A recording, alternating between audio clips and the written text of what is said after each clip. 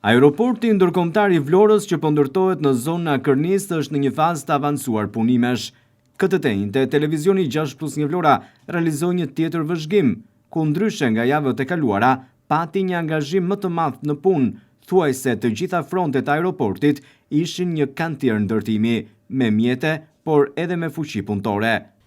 Ndryshe nga herët e tjera kur kemi realizuar vëzhgimin e aeroportit ndërkombëtar të Vlorës, këtë të njëjtë duket se janë shtuar ritmet e punës në të gjitha frontet apo kantieret e kësaj vepre. Po punohet si në zonën e pistave, ashtu edhe në zonën e terminalit, ndërsa investimi vijon ende.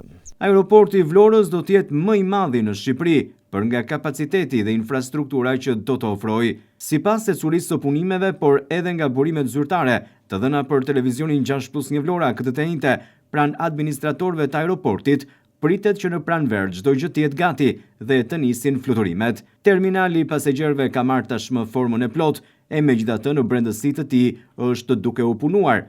Ai do të ketë një sipërfaqe të konsiderueshme, ku do të përfshihen ambiente moderne për kontrollin e pasagjerëve, shërbime doganore dhe kufitare, si dhe hapësirat për linjat ajrore, ndërsa do të ketë edhe shërbime komerciale. Struktura gjithashtu është projektuar sipas standardeve europiane, ndërsa aeroporti ndërkombëtar i Vlorës pritet të ketë një ndikim të ndjeshëm në zhvillimin ekonomik të rajonit të Jugut dhe më gjerë. Me përfundimin e tij, do të krijohen edhe vende pune të reja, si në fazën e ndërtimit, ku aktualisht kjo vepër është, por edhe në përfundimin e plotë të tij.